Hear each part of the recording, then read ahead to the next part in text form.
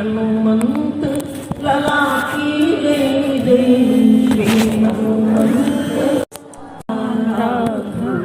की जय जय, श्री सीताराम की जय जय, दुर्गति नाशिनी दुर्गा जय जय, दुर्गति नाशिनी दुर्गा जय जय, काल विनाशिनी काली जय जय, काल विनाशिनी काली जय जय, उमा रमा ब्रह्माणी जय जय, उमा रमा ब्रह्माणी जय जय, भुवनेश्वरी भवानी जय जय, भुवनेश्वरी भवानी जय जय, जगदम्बिका भवानी जय जय, जगदम्बिका भवानी जय जय, काली विनाशिनी काली जय जय, काली विनाशिनी काली जय जय, बोलिए रामकृष्ण भगवान की जय, शंकर भगवान की जय, सनातन धर्म की जय, माता की जय, श्री हेमंत लाल जी महाराज की जय, श्री हेमंत लाल जी महाराज की जय। इस समस्त कार्यक्रम का जिन्होंने समायोजन किया है, ऐसे इस क्षेत्र की बहुत ही सुविख्यात और बहुत ही लोकप्रिय ब्लॉक प्रमुख श्री निशा सिंह जी व उनके पति जो मेरे पुत्रवत हैं श्री अनिल सिंह जी, और इस पावन परिसर में विराजमान समस्त विशिष्ट जन, उपस्थित भगवत चरणानुरागी बंधुओं तथा भक्तिमती वात्सल्यमयी मातृशक्ति। बड़े आनंद का विषय है, हम आप सभी लोग अपने मानव के जीवन के ऊपर कुछ चिंतन करने के लिए यहाँ पर उपस्थित हैं। परमात्मा की इतनी विशाल सृष्टि है और उस विशाल सृष्टि का अगर कोई सर्वोत्तम पुष्प है, कोई सर्वोत्तम श्रृंगार है, तो उस श्रृंगार का नाम है मानव। और उस मानव के भीतर ईश्वर की एक अनुपम दिव्य किरण जल रही है और वह किरण विवेक की संज्ञा से विभूषित है। मानव के जीवन में वह किरण जितनी चमकती है, मानवता दिव्यता उतनी ही प्रचुर मात्रा में उसके जीवन में विद्यमान दिखाई देती। किंतु जीवन के धूमिल क्षणों में जब वह किरण धूमिल हो जाती है, तब सत्य के ऊपर तम का एक आवरण सा छा जाता है और मनुष्य के देवत्व के ऊपर पशुत्व का अधिकार छा जाता है। जिस समय पशुता झांकने लगती है, उस समय मानव कर्तव्य निष्ठा और ज्ञान को भूल जाता है, इंद्रियों का दास बनकर भोगवान की ओर पागलों की पति उन्मत्त होकर यात्रा करने लगता है। लेकिन मेरे बंधु, अगर स्वर्ण के पात्र में कभी कीचड़ लग जाए, कभी मल लग जाए, इससे वो कीचड़ का पात्र नहीं कहा जा सकता, मल का पात्र नहीं कहा जा सकता। कीचड़ एक मल है, उसको धोने का यत्न करना चाहिए, उसको धोने की चेष्टा करनी चाहिए। अगर मानव के जीवन में कोई दूषित संस्कार प्रविष्ट हो जाते हैं, कोई दूषित विचारधारा प्रविष्ट हो जाती है, तो इससे संपूर्ण मानवता का बहिष्कार करने की आवश्यकता नहीं है, किंतु उस दूषित चिंतन को, उस दूषित विचारधारा को समाप्त करने की आवश्यकता है। इस भारत की धरती में एक ऐसा विद्वान संत पैदा हुआ और एक ऐसे ग्रंथ का प्रणयन उन्होंने किया जिसने सारे संसार को मानवता का संदेश दिया। मर्यादा पुरुषोत्तम भगवान श्री राम के पावन व्यक्तित्व में प्रत्येक व्यक्ति को इसका साक्षात्कार होता है। संत कवि गोस्वामी तुलसीदास जी ने लिखा, नर समान नहीं कवनो देहि, सुर नर मुनिया जत नहीं। संपूर्ण वैदिक मानव के तन की महिमा का गुणगान करता है। 84 लाख योनियों में भटकते भटकते जब व्यक्ति के पुण्यों का कोश अत्यंत श्रेष्ठता प्रदान करता है, तब उसे मानव का तन मिलता है। नर समान नहीं कवनो देहि। लेकिन मेरे बंधु, का वही मानव है जिस मानव ने पाषाण से लेकर परमात्मा तक की परिभाषाएं कही।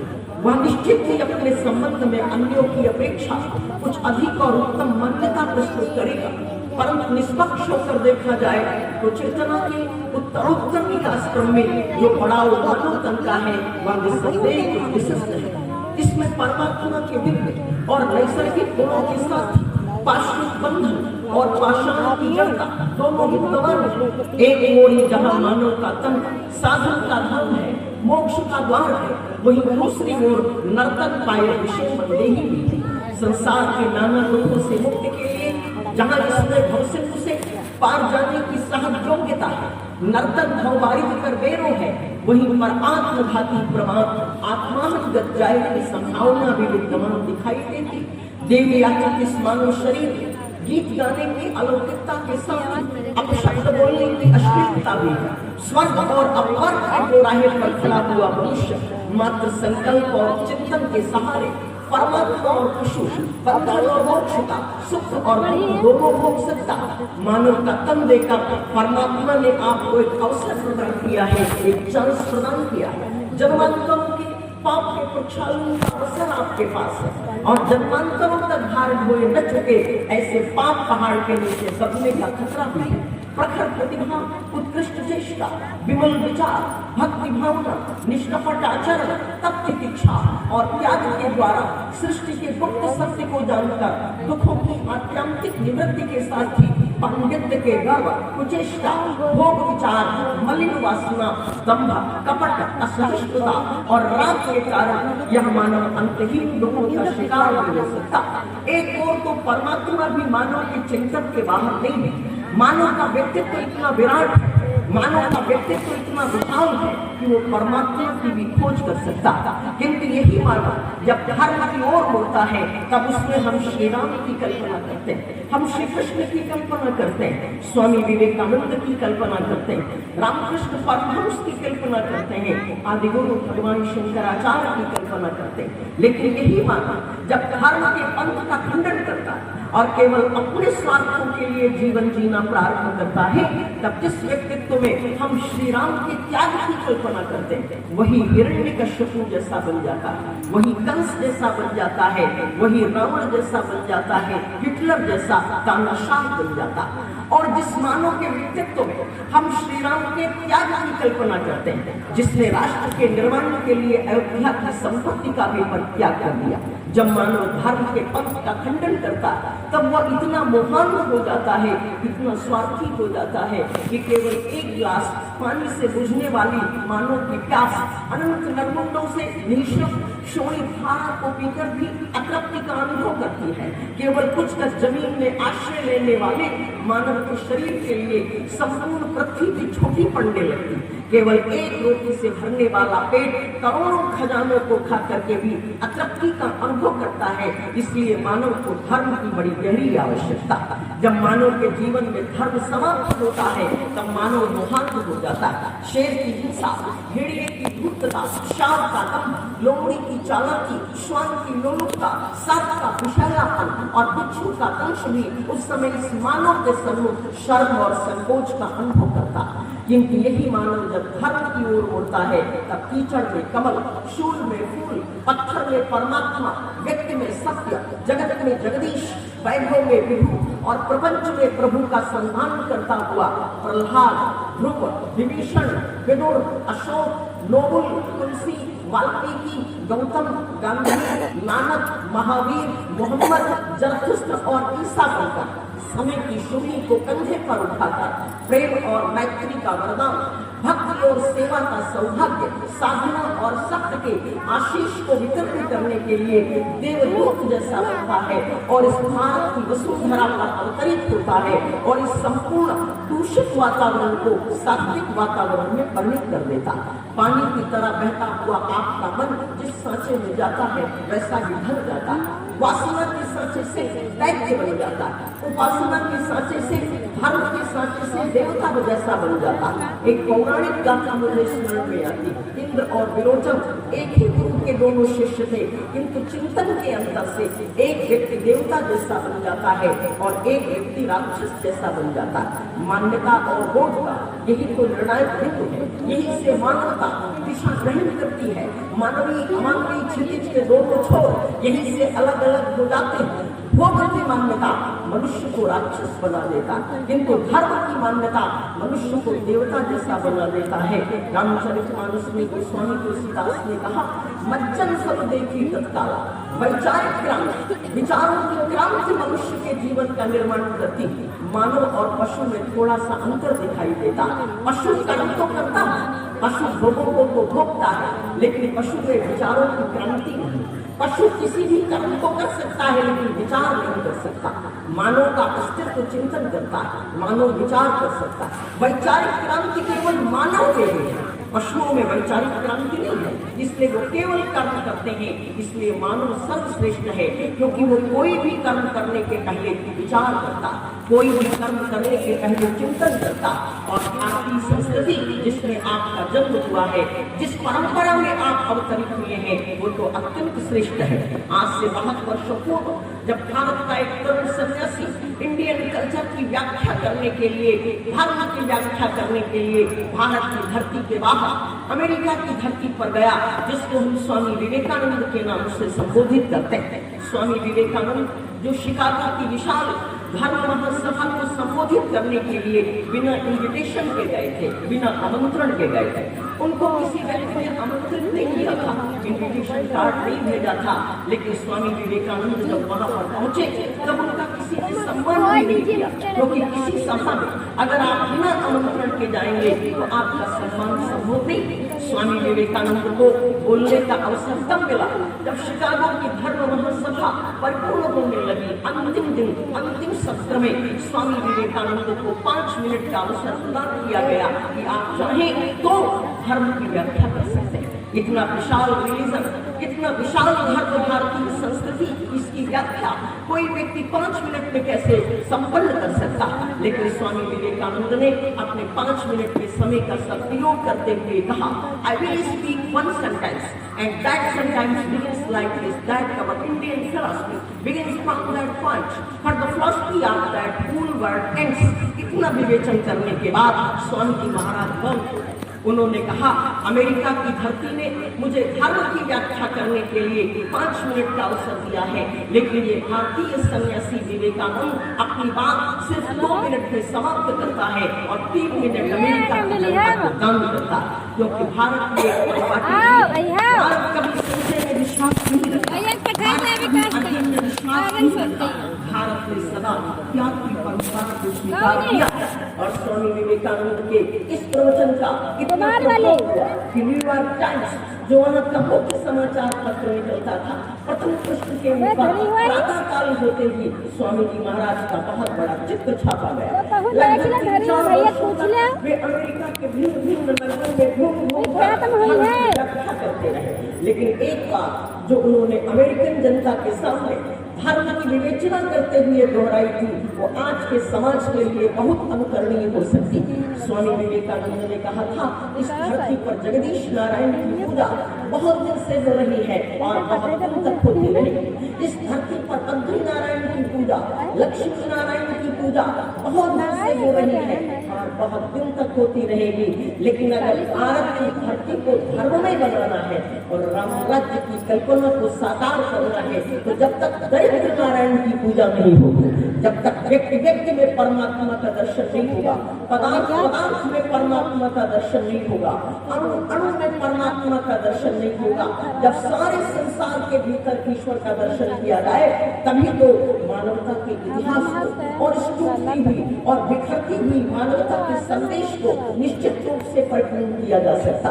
इसलिए गोस्वामी तुलसीदास ने विचारों की क्रांति की बात कही। मज्जन समुदे के तत्काला अमर पुरुष की एक बात मुझे स्मरण में आती, मत्वा कर्मणि से प्रियंतिक मनुष्य, जनजीवन में मान्यता का आदर, मनुष्य की अर्थवत्ता, मनुष्य का सारा जीवन मान्यताओं पर टिका हुआ है। भाषा, लिपि, साहित्य, ईश्वर, राष्ट्र, संविधान, सारी चीजें मान्यता जनक ही तो है। गणित और विज्ञान जैसे तर्क प्रधान ज्ञान भी मान्यताओं के अभाव में अधूरे। परमाणु का प्रत्यक्ष, पृथ्वी की गति, सूर्य से दूरी, ये सब कुछ मान्यता के ऊपर आधारित है। संत कवि गोस्वामी तुलसीदास जी ने एक बड़ी मननीय बात कही। उन्होंने कहा, यही मान्यताएं जब धर्म के साथ जुड़ती हैं तब विवेक की आवश्यकता होती है, क्योंकि धर्म के साथ जुड़ी हुई मान्यता अगर विवेक का अभाव हो जाए तो कभी कभी संघर्ष को जन्म देती है, कभी कभी तांडव को जन्म देती है। इसलिए जब भी धर्म की बात होती है तब आपको अपना विवेक जागृत रखना पड़ेगा। क्योंकि स्वामी जी ने एक बड़ी अच्छी बात कही। संत कवि को स्वामी तुलसीदास जी ने कहा, श्री राम ने सब जग जानी, करो प्रणाम जोड़ जुग पानी। मैं सबके भीतर परमात्मा का दर्शन करना चाहता हूँ, सारे संसार में ईश्वर को देखने का यत्न करना चाहता। सदगुरु नानक की एक बात मुझे स्मरण में आती, एक ही नूर ते सब जग गुंजा, कौन भले कौन मंत्र। उपनिषद संकेत करते हैं एको देवा सर्वभूतेषु गुहा साक्षी चेता केवल वो निर्गुण। अर्थात धर्म की मान्यता वही है जो मानव में समन्वय स्थापित करे, जो मानव में समाजवाद स्थापित करे, सामंजस्य स्थापित करे। उसे धर्म कभी नहीं कहेगा, उसे धर्म को कभी स्वीकार नहीं किया जाएगा जो मानव के भीतर भेदभाव का, संघर्ष का, तांडव का संदेश कुंजरित कराए। जाति पाति, ऊंच नीच, छूत अछूत, काला गोरा, ये सब धर्मगत मान्यताएं नहीं है। मजहब नहीं सिखाता आपस में बैर रखना, संपूर्ण वसुधा को कुटुंब मानना, समगच्छतम सहनो गुणत्व को, लोकोत्तर एकता को। मानव के मन से किसने छीना, किसने हमें अग्नि टुकड़ों में बांटा। धरती और आसमान और उन सब के बीच के सभी जीव अजीव अब भी एक है, उनकी कोई सीमा नहीं है, संविधान नहीं है, सरकार नहीं है, दल नहीं है, बात नहीं है, किंतु उन सब के बीच का सबसे समझदार प्राणी मनुष्य है। और वो सामाजिक होते हुए भी असामाजिक हो गया। स्वार्थ की मान्यता ने मनुष्य के भीतर द्वंद्व उत्पन्न किया, मनुष्य के भीतर भेदभाव उत्पन्न किया। इसलिए स्वार्थ वृत्ति को समाप्त करना। हमारी आध्यात्मिक मान्यताएं कितनी बलवती है। हमने तो वृक्षों में भी मातृत्व की कल्पना की, ये संस्कृति है हमारी। तुलसा माता, हमने संताओं में भी मातृत्व की कल्पना की। गंगा माता, हमने पशुओं में भी मातृत्व की कल्पना की। गौ माता, हमने इस धरती में भी मातृत्व की कल्पना की। धरती माता, और हमने इस राष्ट्र में भी मातृत्व की कल्पना की। भारत माता, हम तो सबके भीतर परमात्मा का दर्शन करते हैं। देव धनुष करनांग प्रेत पितर गंधर्व बंधव किन्नर रजनिचार कृपा करो अवसर। मातृ देवो भव, पितृ देवो भव, आचार्य देवो भव, ये परंपरा। हम सब एक परमात्मा के पुत्र हैं, एक परमेश्वर के पुत्र हैं। डार्विन की फिलॉसफी का मैं समर्थन नहीं करता हूँ। दार्शनिक डार्विन ने कहा कि मानव की उत्पत्ति अमीबा से हुई है। अमीबा विकसित हुआ, विकास क्रम में मानव बन गया। क्योंकि हम तो मानव की उत्पत्ति परमात्मा से मानते हैं। हम तो मानव का जो प्रणयन है, मानव का जो प्रस्फुटन है, वो परमेश्वर से मानते हैं। इसलिए हम विकास क्रम में अमीबा से मनुष्य बन गए। डार्विन की फिलॉसफी का हम बहुत अधिक सम्मान नहीं कर सके। जो व्यक्ति डार्विन के चिंतन से छूटा, उसके सामने मार्क्सवादी परंपरा आ गई कि संपत्ति तो उसकी है जो जिसके हाथ में बल है। अगर आप बलवान हैं तो दूसरे की संपत्ति को छीन कर खा सकते हैं। इसलिए हम मार्क्सवादी परंपरा का भी खंडन करें, क्योंकि राम राज्य की जो परंपरा, जहाँ किसी की संपत्ति को छीना नहीं जाता, जहाँ संपत्ति को बांटा जाता, जहाँ संपत्ति को वितरित करके खाया जाता, दैहिक दैनिक भूति वितापा, राम राज्य का नहीं व्यापा। मांगे वारिद देहि जल रामचंद्र के राज्य, कहने से वृक्ष फल दिया करते थे, इच्छा अनुसार वायु चला करती थी। यानी प्राकृतिक जो विपदाएं थी वो भी श्री राम के राज्य में संभव नहीं थी। ये राम राज्य की परंपरा। जो व्यक्ति डार्विन के चिंतन से छूटा, मार्क्सवादी चिंतन से छूटा, उसके सामने फ्राइड का चिंतन आया। हम नारी में सीता की कल्पना करते हैं, हम नारी के व्यक्तित्व में गार्गी की कल्पना करते हैं, अनुसुईया की कल्पना करते हैं, दुर्गा की कल्पना करते हैं, महिषासुरमर्दिनी भगवती महाकाली दुर्गा की कल्पना करते हैं। लेकिन डॉक्टर फ्राइड ने कहा कि नारी को भोग का केंद्र है, नट बरकट यू समय नचावत, राम खगेश वेद अस्गावत। आपको आश्चर्य होगा, डॉक्टर सिंगमट फ्राइड जैसा मनोवैज्ञानिक जिसने नारी को भोग का केंद्र कहा, वो एक बार जीवन की एक स्थिति में पागल हो गया। जब उसकी मानसिक स्थिति का सुधार हुआ, जब उसकी चिकित्सा हुई, तब उसने तुरंत एक पुस्तिका का निर्माण किया, डिस्कंटेंट्स ऑफ सिविलाइजेशन। इस पुस्तक में डॉक्टर फ्राइड ने कहा कि मैंने कभी धर्म का खंडन किया था, लेकिन अब मैं कहता हूँ कि अगर मानव समाज में धर्म समाप्त कर दिया जाए और धर्म का खंडन किया जाएगा, तो जैसे मैं पागल हो गया था वैसे सारा समाज पागल हो जाएगा। इसलिए धर्म का खंडन नहीं किया जा सकता। तो मार्क्सवादी चिंतन, डार्विन की विकास धारा और डॉक्टर फ्राइड का भोगवाद, हम तीनों का खंडन करते हैं। नट मरकट यो समय बचावत, राम खगेश वेद अस्गावत की व्यवस्था में राम के हाथों नृत्य करना अच्छा लगता है, लेकिन काम के हाथों नृत्य करना हमें अच्छा नहीं लगता है। काम देवता से दैत्य बन जाता है। जो विधवदनी कभी गालिब की तस्वीर का दाना हुआ करती थी, भगवान श्री कृष्ण की श्री राधा, भगवान श्री राम की श्री सीता, शिवा की जीजाबाई, रत्नावन का तुलसी की प्रेरणा हुआ करती थी। वही फ्राइड जैसे विषयात्मक व्यक्ति के विषयात्मक चिंतन का केंद्र बिंदु बन बैठे वर्तमान सामाजिक और आर्थिक पतन के उत्तरदायी यदि कभी किसी को भविष्य में इतिहास ठहराएगा तो वे 3 नाम अवश्य लिए जाएंगे, डार्विन, मार्क्स और फ्राइड। जब तक इन तीनों के संवेद चिंतन से मानवीय चेतना मुक्त नहीं होगी तब तक मानवता का उद्धार नहीं हो सकेगा। नास्तिकता के कुचक्र से मानव के मन को मुक्त करके आस्था के आकाश में श्वास लेने का अवसर जो दे सकेगा, आने वाला समय उसी को धर्म के रूप में स्वीकार कर सकेगा। हर पंथ को, हर मजहब को, हर संप्रदाय को आज अपनी संकीर्ण मानसिकता से मुक्त होकर इस आसन्न मानवीय संकट का सामना करना चाहिए। आज की समस्या है सारे भारत के सामने और वो प्रत्येक वर्ण की समस्या, वो प्रत्येक वर्ग की समस्या है, प्रत्येक संप्रदाय की समस्या है, प्रत्येक मानव की समस्या है। स्वामी विवेकानंद अमेरिका की धरती पर प्रवचन कर रहे थे। एक संपन्न व्यक्ति ने स्वामी विवेकानंद को अपने गृह में इनवाइट किया, आमंत्रित किया।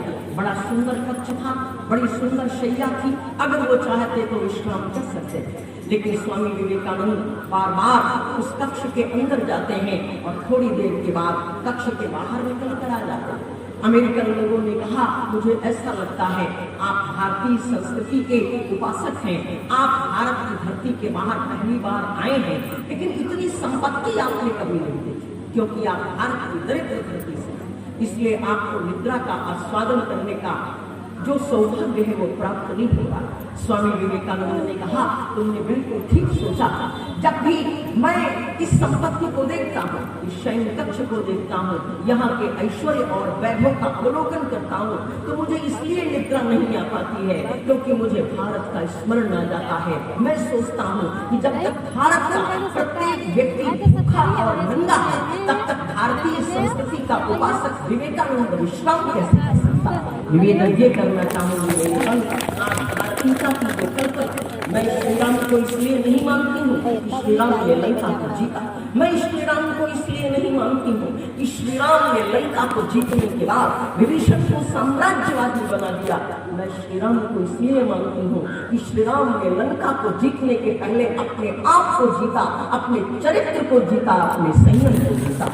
जब भी कोई व्यक्ति इस प्रकार के सिद्धांतों का अपने मन में अवतरण कराता है, निश्चित रूप से वो अपनी आस्था के द्वारा परमात्मा को भी प्राप्त कर लेता है, क्योंकि परमात्मा को प्राप्त करने के लिए बहुत अधिक व्यवस्था की आवश्यकता है।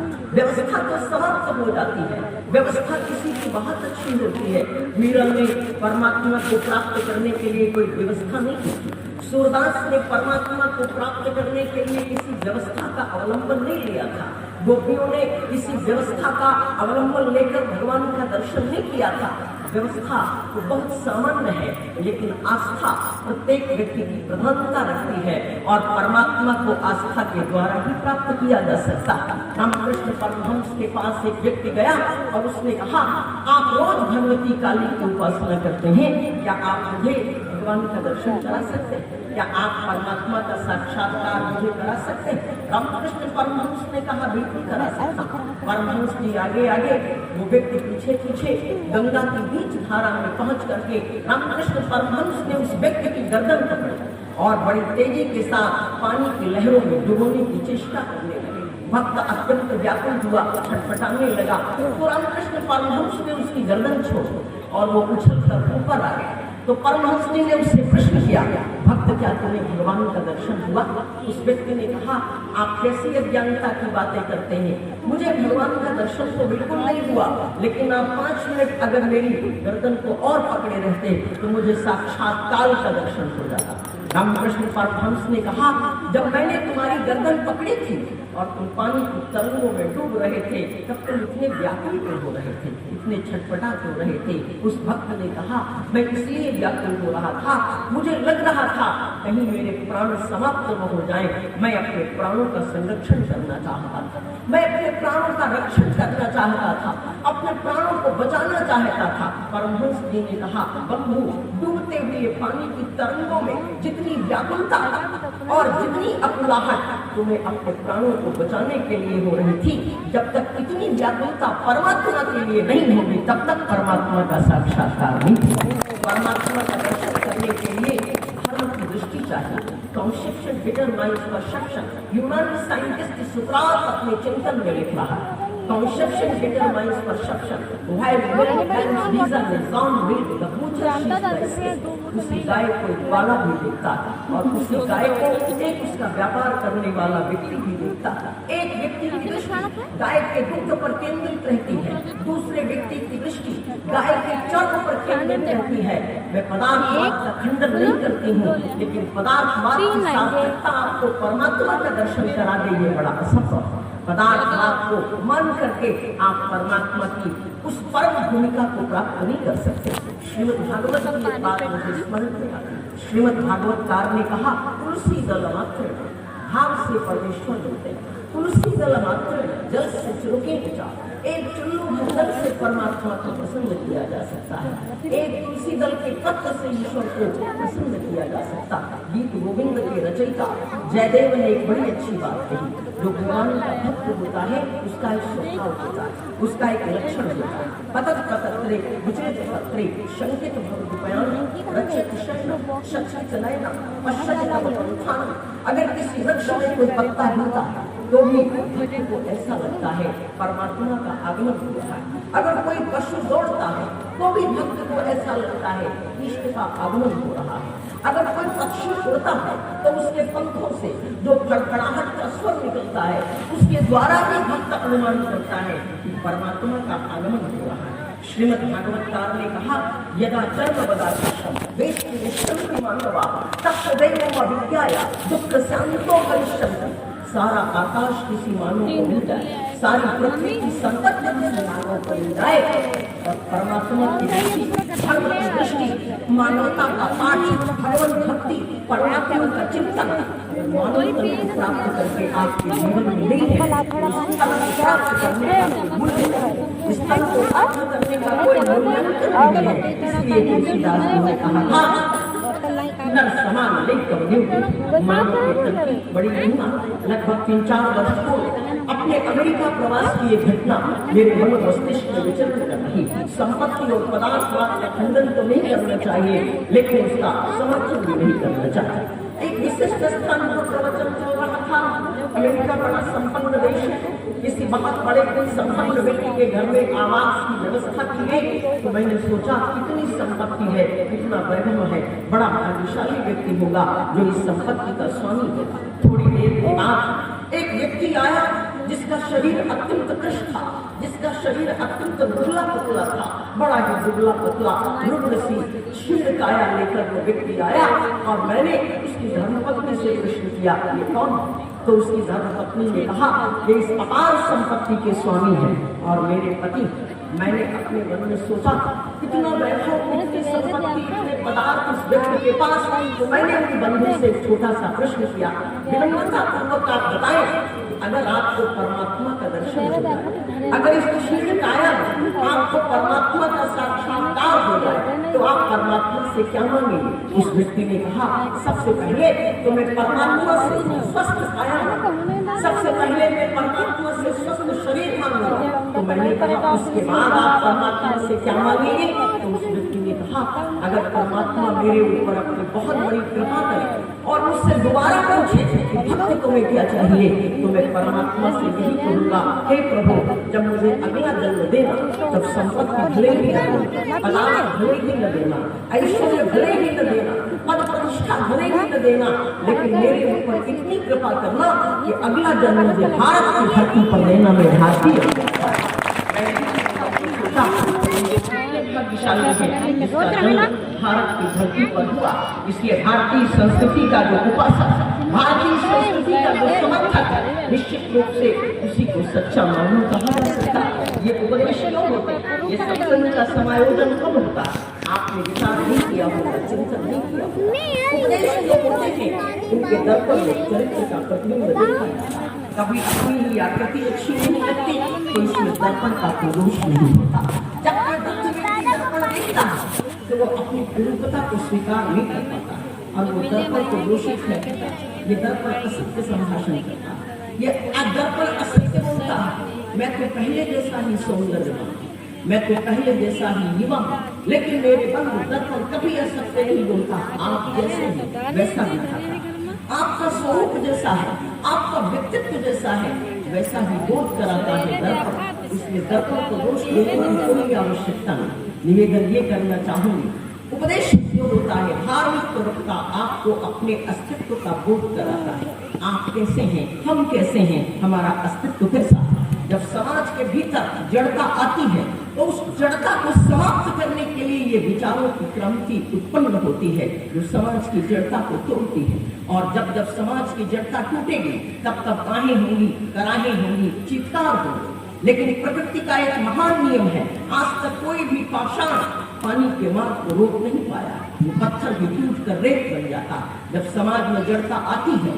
तो उस जड़ता को तोड़ने के लिए इस धरती के गर्भ से कभी आदि गुरु शंकराचार्य जैसा व्यक्तित्व उत्पन्न होता है, विवेकानंद जैसा व्यक्तित्व उत्पन्न होता है जो समाज की जड़ता को टूटता है। हो सकता है तब समाज की जड़ता को तोड़ने वाली कोई मीराबाई, उस मीराबाई को कोई विश्वान करा दे, हो सकता है तब समाज की जड़ता को तोड़ने वाला कोई सुकरात, उस सुकरात को कोई विश्वान करा दे। आइंस्टीन की तरह निंदा की जाए या और की तरह पागल घोषित कर दिया जाए, लेकिन मीरा ने विष के प्याले की चिंता नहीं की। सुकरात ने हेमलाक भयंकर विष के प्याले की चिंता न की थी।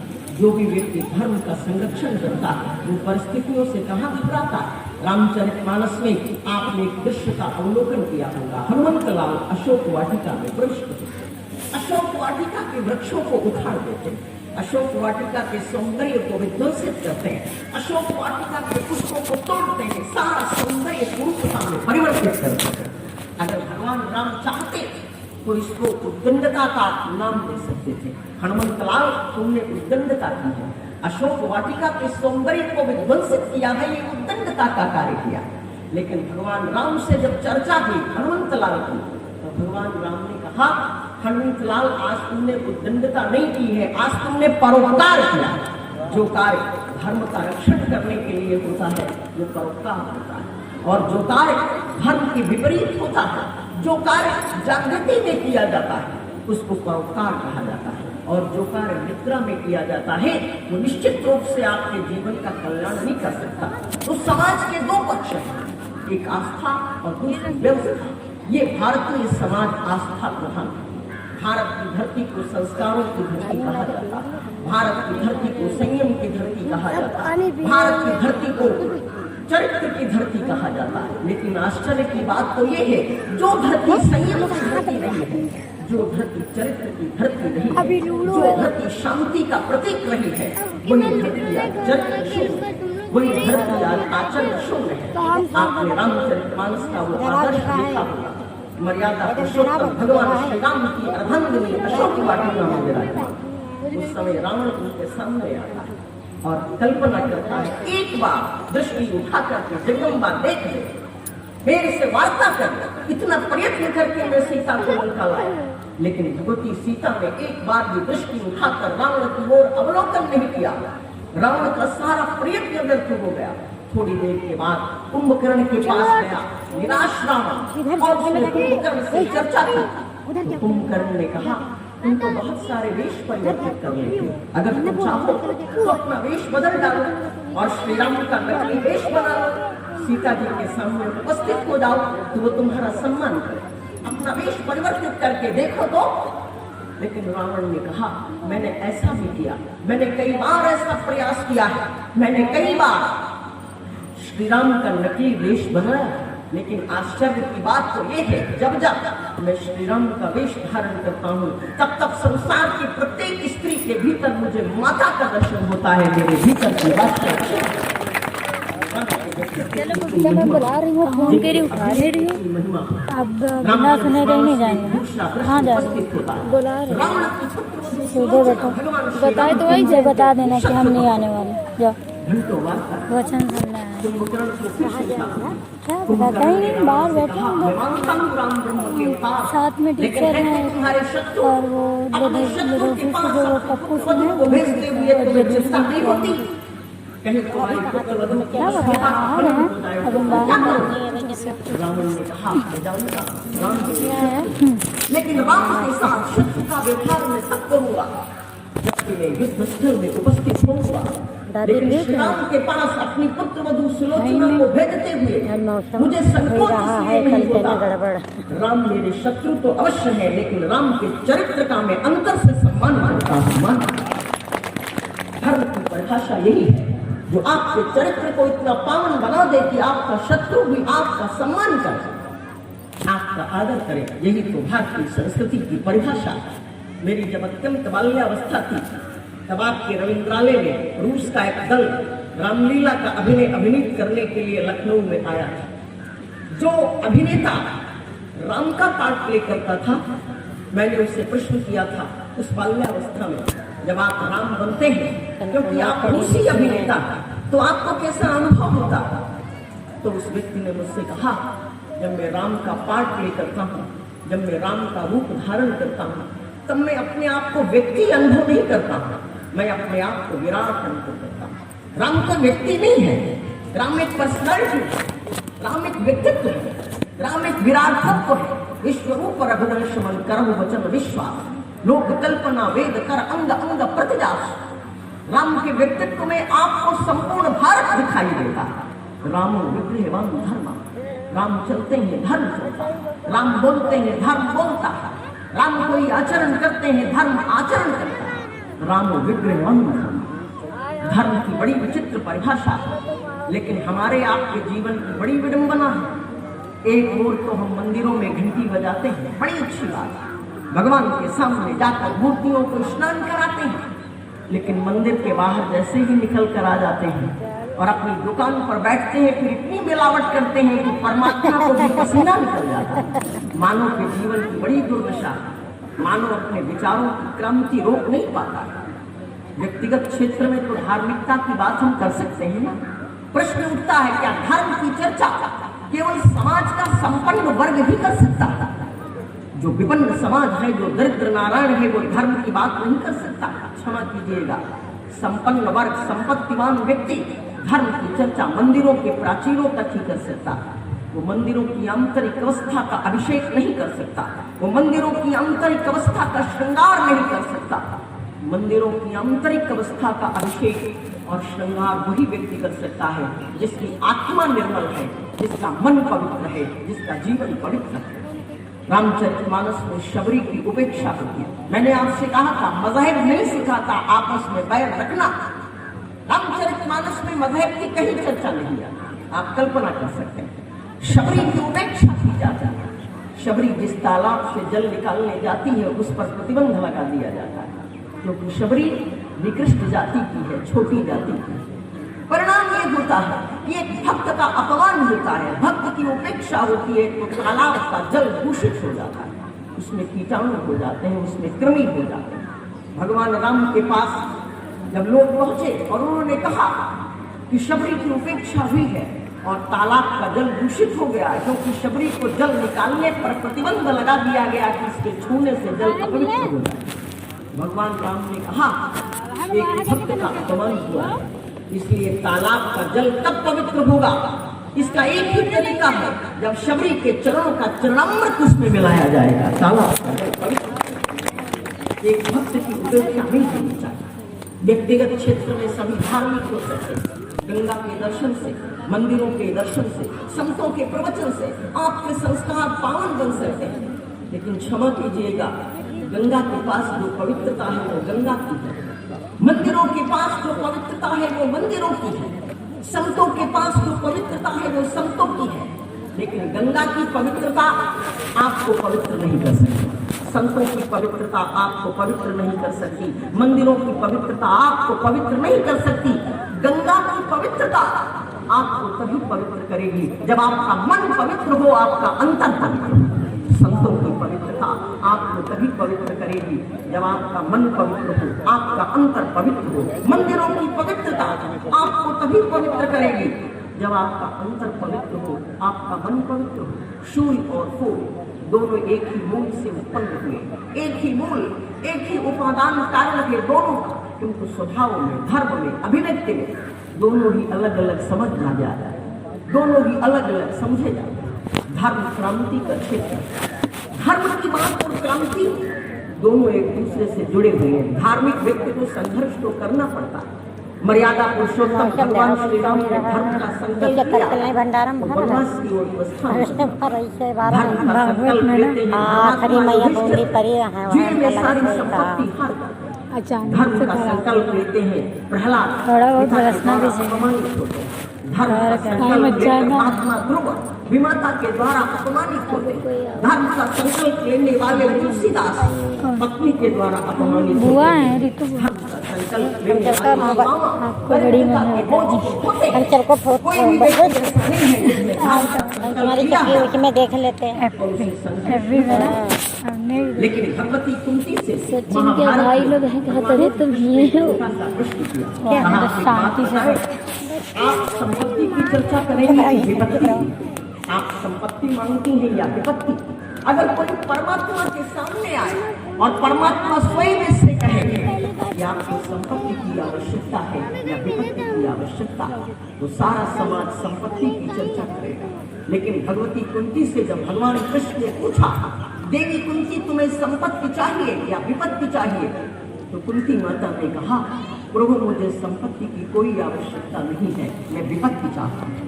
भगवान ने कहा ऐसा क्यों?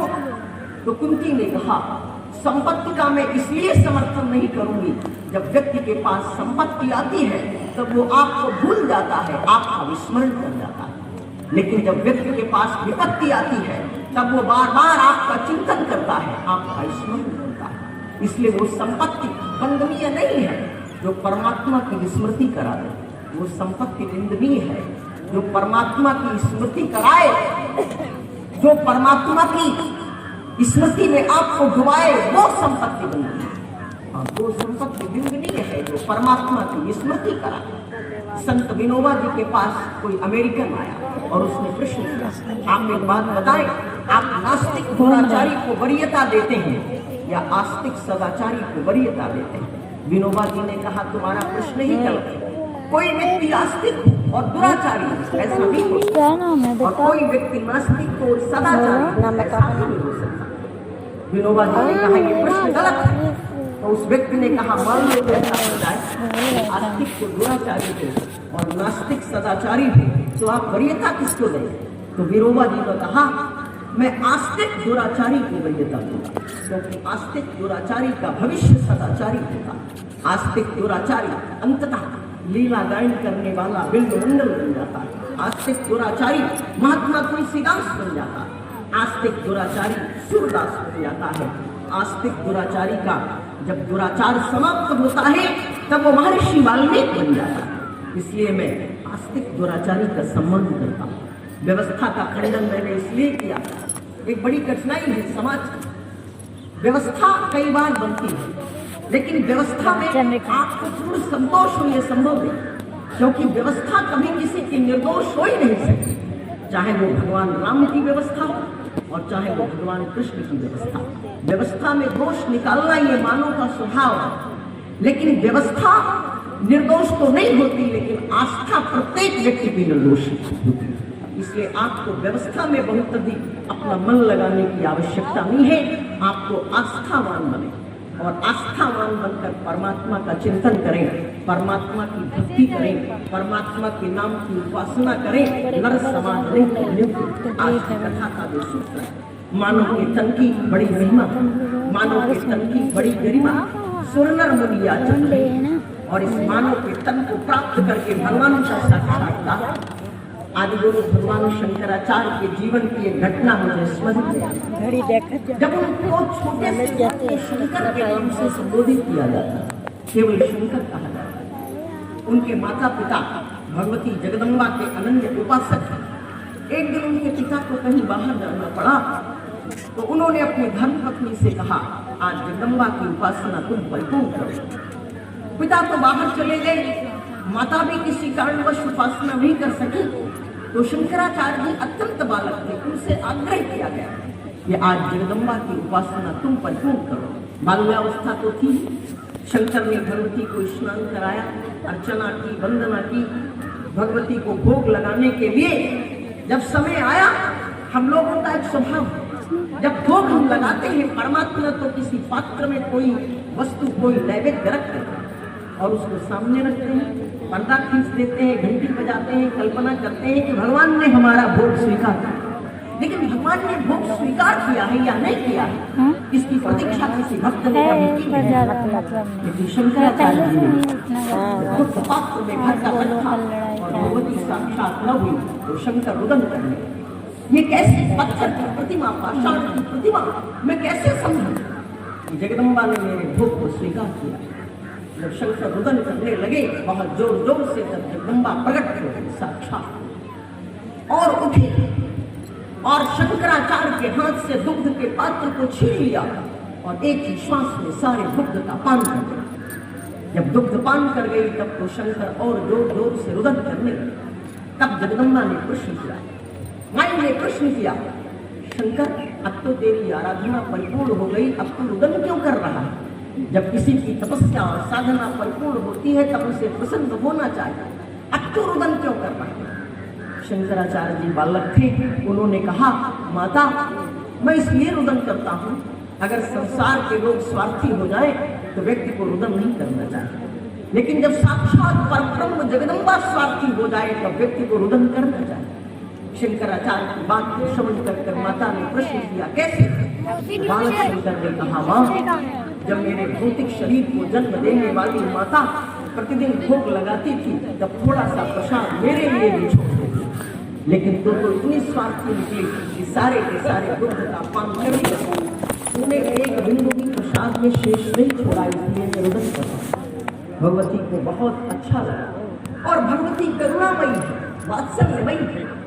उसने करुणा के स्रोत को प्रस्फुटित करते हुए शंकराचार्य को अपनी दोनों भुजाओं में उठा लिया और शंकर को अपने हृदय से लगाया और स्वयं अपने दुग्ध का पान कराया। शंकर जब शंकराचार्य और सौंदर्य लहरी नामक पावन ग्रंथ की संरचना उस ग्रंथ में इस घटना का उल्लेख किया, इसलिए भगवान का दर्शन करने से व्यक्ति को हो सकता है बंधु रेगिस्तान राजस्थान के जंगलों में भटकने वाली मीरा, गिरधर गोविंद गोविंद गोपाल का गीत गुंजरित करने वाली मीरा, कई दिन तक जिसको स्नान करने का अवसर नहीं मिलता था, उसके बंधन में बन गए कृष्ण, उसके अस्तित्व में समा गए कृष्ण चैतन्य, महाप्रभु चैतन्य भगवान के नाम का स्मरण करने वाले भगवान की मूर्ति में समाहित हो गए। आस्था प्रधान देश है, इसलिए आस्था की बड़ी गहरी आवश्यकता है, व्यवस्था की बहुत अधिक आवश्यकता नहीं। मानवता की उपासना करें, मानवता का संरक्षण करें। आप बड़े भाग्यशाली। संत उड़िया बाबा, उनका नाम आपने श्रवण किया होगा। उड़िया बाबा वृंदावन के सुप्रसिद्ध सन्यासी संत, मैंने बाल्यावस्था में उनका कहीं संस्मरण पढ़ा था। संत उड़िया बाबा के पास कोई व्यक्ति गया और उसने कहा कि मैं आपके भगवान का दर्शन करना चाहता हूँ। कोई विदेशी रहा होगा।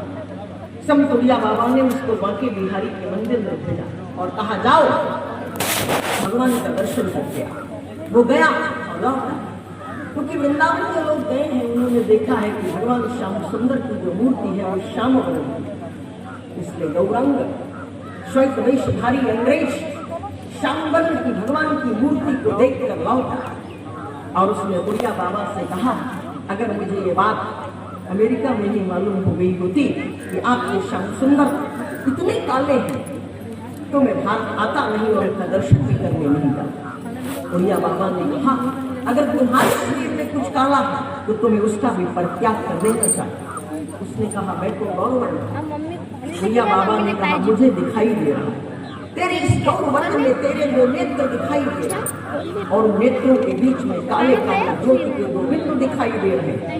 अगर तू इन ज्योति बिंदुओं को निकाल कर फेंक दे तो तेरे सौंदर्य में बड़ी वृद्धि होगी। भैया बाबा की बात को सुनकर उसने कहा भगवान ऐसा कैसे, मोबाइल आप कर रहा है अगर मैंने अंदर रखा है, किस वो नहीं मिलेगा, किस कमरे में नहीं है। का भी लगा हाँ मेरी दृष्टि चली जाए। ना वो नहीं मिल रहा है। नहीं बुआ से भी काम रहता है पर मोबाइल से ज़्यादा रहता है। यहाँ मिल ही नहीं रहा, नेटवर्क नहीं आ रहा। कमरा की तो भूल जाओ, घूमत फिरो ये में देखिए लोटो देखिए तुम्हारे जीवन के अंधकार अच्छा, फोन से बड़ा लगा हुआ है ना। फोन का ये जब तक ऑनलाइन पढ़ाई हो जाए तब तक बच्चे ने खाते फोन क्या लगा है।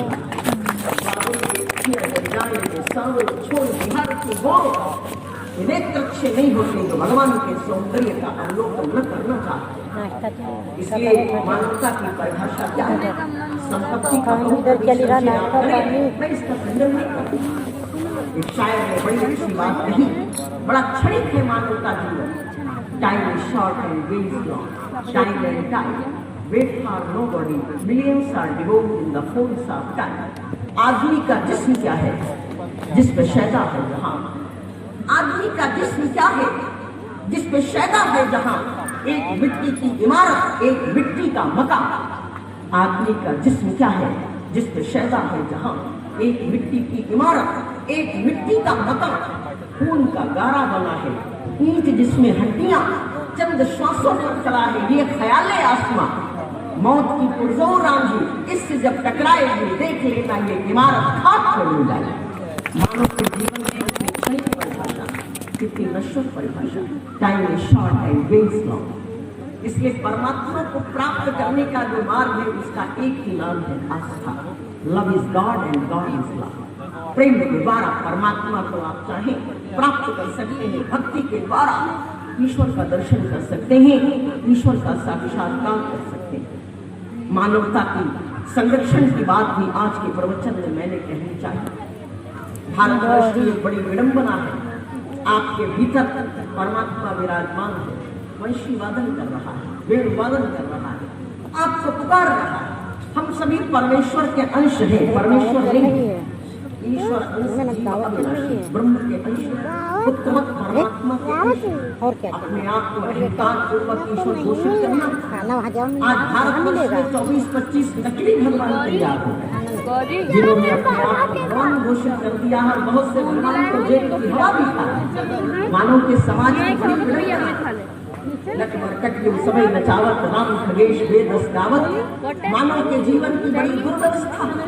मैं आपसे निवेदन करूं, ये सारा संसार, ये सारा विश्व सुंदर चित्रशाला की भांति प्रवचन को सौभाग्य की ओर लेकर, ये सारा विश्व एक सुंदर चित्रशाला की भांति है जो विविध रंगों से, अलंकारों से अलंकृत है, सुव्यवस्थित है। आपने विचार नहीं किया होगा इस विचित्र कलाकार का निर्माण इस कलाकार ने किया। प्रत्येक मानव का रूप है, प्रत्येक मानव का चिंतन है, प्रत्येक मानव की विचारधारा है, प्रत्येक मानव का स्वरूप है।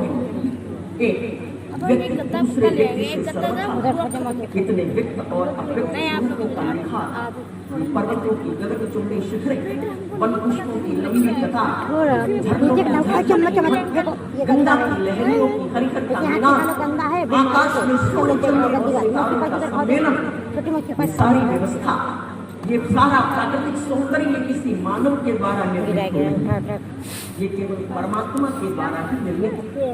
इसलिए जीवन व्यवस्था प्रधान नहीं है, आस्था प्रधान है। आस्था की ज्योति में जीवन की परिभाषा को समझने का यत्न करें, यही तो मानव के तन की परिभाषा है। नर समान अनेक कवने उदेही, जो आज की कथा में पढ़ाने जाती सुंदर व्यावहारिक जगत में आप देखें, प्रत्येक बड़ा कहलाने वाला छोटे को निगल जाना चाहता है। प्रत्येक जल प्रवाह की सरिता अपने में मिला देने के लिए तत्पर रहती है। प्रत्येक वेग से बहने वाली जलधारा समुद्र का विशाल दामन अपने में लपेट लेने की आकांक्षा करता है। ये सब अपने सौंदर्य की वृद्धि के लिए, अपनी सुंदरता में चार चांद जगने के लिए। लेकिन मानव निर्मित जगत सजे धीरे सुंदर जगत में बहुत, लेकिन प्रकृति भी मानव को एक संदेश देती है। सूर्य सबके लिए प्रकाशित होता है, चंद्र अपनी छटा सबके लिए बिखेरता है, वायु सबको शीतलता प्रदान करती है, जल सबकी प्यास बुझाता है।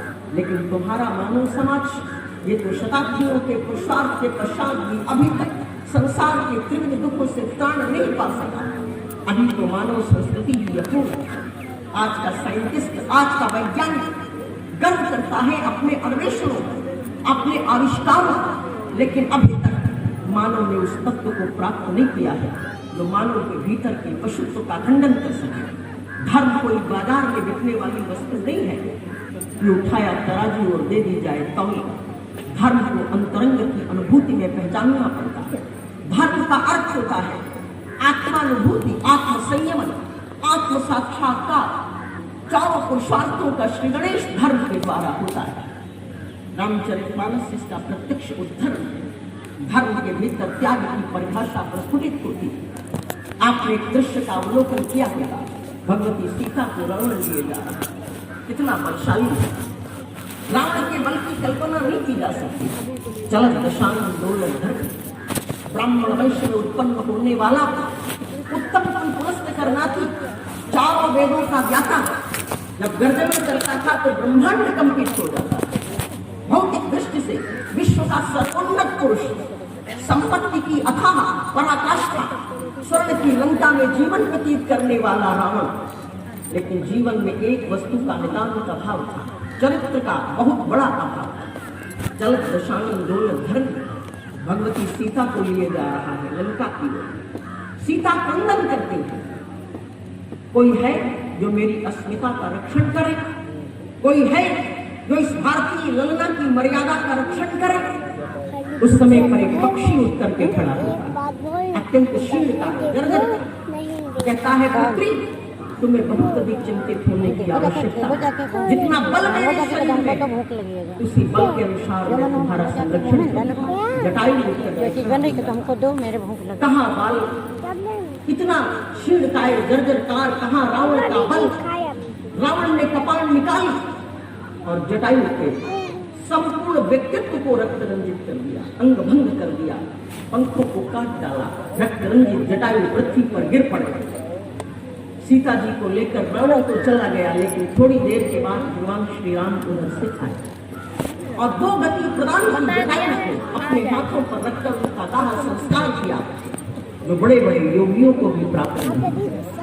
लेकिन अपने जीवन का बलिदान देकर जटायु ने भारतीय संस्कृति और धर्म के लिए एक बहुत बड़ा संदेश प्रस्तुत किया। जब भी भारत की इसी ललना पर कोई आतंकवादी कुदृष्टि डालेगा, कोई दुराचारी व्यक्ति कुदृष्टि डालेगा, ये भारतीय संस्कृति की महिमा है। इस देश का पक्षी भी मौन नहीं रहेगा, उठ करके खड़ा हो जाएगा। उसके सम्मान से भले श्रावण का बलिदान। इसलिए नर समान मुंह कलू, सुर नर मुनि याचत ही, स्वर्ग नरक अपवर्ग नसे, ज्ञान विराग भगत सुबह, भक्ति को प्रस्फुटित करने वाली, ज्ञान को देने वाली, वैराग्य को देने वाली। बिना भक्ति के वैराग्य की बात कौन कर सकता? माता जी न हो तो पुत्रों का जन्म कैसे हो? भक्ति में जननी के दो पुत्र हैं, एक का नाम है ज्ञान और एक पुत्र का नाम है वैराग्य। इसलिए मानव के तन को प्राप्त आपने किया, आप बड़े भाग्यशाली। मानव के तन को प्राप्त करके मानव के जीवन की परिभाषा को आपने समझा और भगवान की भक्ति को करते हुए जीवन में आप आनंदित हो, जीवन में आप अत्यंत आनंद को प्राप्त करें, जीवन में आपके इष्ट का निवास स्थान। रामचरितमानस में गोस्वामी तुलसीदास जी ने एक बड़ी अच्छी बात कही कि परमात्मा के चिंतन की कलिकाल में विशेष महिमा। कलयुग केवल नाम कहा, सुमर सुमर उतरहि पारा। जगत की सौंदर्यता मैं उसका खंडन नहीं करती, लेकिन परमात्मा का सौंदर्य जिसने देखा वो तो जगत के सौंदर्य की वो बहुत अधिक आकर्षित रहता। कलयुग केवल नाम आधारा, सुमरि सुमरि उतरहि पारा। नहीं कल कर्मन भगति विवेक, संस्कृत का एक नाटक है ललित माधव। ललित माधव जैसे नाटक में भगवान श्री कृष्ण के सौंदर्य का वर्णन। एक दिन भगवान श्री कृष्ण ने मुखारविंद देखा दर्पण और कल्पना करने लगे ऐसा सौंदर्य तो मैंने कभी देखा नहीं। अपरिकलित पूर्वं चमत्कारकारी स्फुरत्वं गरियानेशमाधुर्य ऐमहमपि हत प्रेक्षि गमनुद्ध चेता सर्वस्वोपभोक्तम कामये राधिके। अपने सौंदर्य को देखकर कृष्ण स्वयं मुक्त। ऐसा ही सौंदर्य भगवान श्री राम का भी जब वो वनवास की ओर प्रस्थान करते, सही न सके रघुवर विरहागी, सही न सके रघुवर विरहागी, चले लोग सब व्याकुल भागी, चले सकल असमंत्र दृढ़ाई, सुर दुर्लभ सुख सदन बिहाई। भगवान के पीछे पीछे अयोध्या के सारे आ गए। जिस समय खरदूषण ने भगवान का सौंदर्य देखा तो वो भी आकर्षित हुए और उन्होंने कहा अद्भुत है, हम हरि जन्म तुम सब भाई, तो नहीं देखी अस सुंदरताई, यद्यपि भगिनी कीन कुरूपा, बदलायक नहीं पुरुष अनुपा। ये श्री राम का सौंदर्य, इनको देखकर तो शस्त्र उठता ही नहीं। समुद्र के जीव जंतुओं ने भगवान को देखा तो वो भी आकर्षित हुए। देखन कहूँ प्रभु करुणा कंदा, प्रगट भये सब जलचर वृंदा, ऐसे हुए कति नहीं जे खाऊं, एकन के डरते बिडराऊं, तो प्रभु ही विलोकति डरती नटारे, मन हर्षित सब भये सुखारे। सर्प और बिच्छू जिन्हें विषधर कहा जाता है, वो भी भगवान को देखकर आकर्षित हुए, अपनी वृत्ति का परिवर्तन करा, विष बोलना बंद कर दिया। जिनहि निरखी मग सांप बीच, तो तजहि विषम विषतामस बीच। तामसिक वृत्तियों का शोधन हो गया, सात्विक वृत्तियों का प्रस्फुटन हुआ। नर समाज के ही इसलिए आज की कथा का यही सूत्र है। आप भगवान का दर्शन करें, भगवान का साक्षात करें और अपनी वृत्ति का शोधन करें। कभी आप वृंदावन गए हैं तो आपने बिहारी जी की मूर्ति का दर्शन किया, मैंने भी दर्शन किया। सामने सलोनी मूर्ति है और उस मूर्ति के ऊपर एक पर्दा लगा हुआ है, पर्दे को खींचा जाता है, उसके बाद भगवान का दर्शन किया। एक दिन मेरे मन में एक छोटा सा प्रश्न जागृत हुआ। मैंने पुजारी जी से कहा कि पुजारी जी, आप भगवान की मूर्ति पर जो पर्दा लगा हुआ है, इस पर्दे को बार बार क्यों खींचते हैं? आप पर्दे को ऐसे ही हटा दीजिए, भगवान का डायरेक्ट दर्शन होने दीजिए। पुजारी जी ने कहा, भगवान को करुणा मृणालय कहा जाता है, इसलिए वृंदावन के कभी कृष्ण कभी कभी भक्तों के साथ चल देते हैं। इसलिए मैंने इस पर्दे को लगाए रखा है ताकि भगवान का संरक्षण। वहीं पर खड़े खड़े भाव मन में जागृत हुए और उसने भजन का रूप धारण किया। प्रवचन को पूर्ण करने के पूर्व मेरा स्वभाव है कि मैं एक कविता या भजन सुना दूं, इसलिए मैं उसको परिपूर्ण करते हुए उसी भावना का वर्णन करती हूँ। भगवान की उस मूर्ति के सामने खड़े होकर जो भाव जागृत थे, मन कुंज में मोहन हम अनुपम दीदार तुम्हारा करते हैं, मन कुंज में मोहन हम अनुपम दीदार तुम्हारा करते हैं। गर रूठ के छुपते तो हमसे अश्कों से पुकारा करते हैं, गर रूठ के छुपते तो हमसे अश्कों से पुकारा करते हैं। मन कुंज में मोहन हम अनुपम दीदार तुम्हारा करते हैं, गर रूठ के छुपते तो हमसे अश्कों से पुकारा करते हैं। तो कभी ढूंढा नहीं पाया तो हुई, कभी ढूंढा नहीं पाया तो हुई, लाचार मगर उम्मीद रही। दिल थाम झुका सर आँखों में हम बात निहारा करते हैं, दिल थाम झुका सर आँखों में हम बात निहारा करते हैं। मन कुंज में मोहन हम अनुपम दीदार तुम्हारा करते हैं, गर रूठ के छुपते तो हमसे अश्कों से पुकारा करते हैं।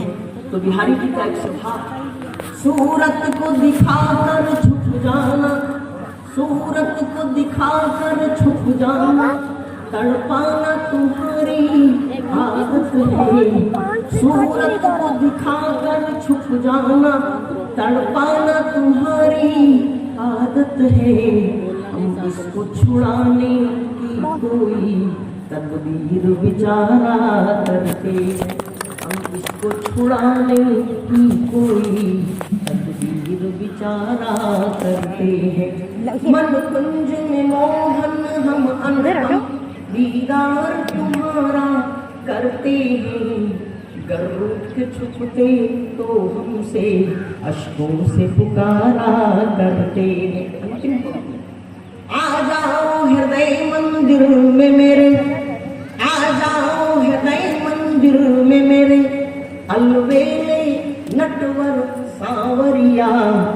आ जाओ हृदय मंदिर में मेरे, अलवेले नटवर सांवरिया। तेरी राह को नए नए पंछी के, तेरी राह को नए नए पंछी के पलकों से बुहारा करते हैं, तेरी राह को नए नए पंछी के पलकों से बुहारा करते हैं। मन कुंज में मोहन हम अनुपम दीदार तुम्हारा करते हैं, गर रूठ के छुपते तो हमसे अश्कों से पुकारा करते हैं। बहुत बहुत साधुवाद, बहुत बहुत शुभकामना, बहुत बहुत शुभकामना। आपने मेरी लगभग 1-1.25 घंटे की इस मंगलमयी सेवा को स्वीकार किया। आइए 2 बार सभी लोग मिलकर संकीर्तन करें बड़े प्रेम के साथ।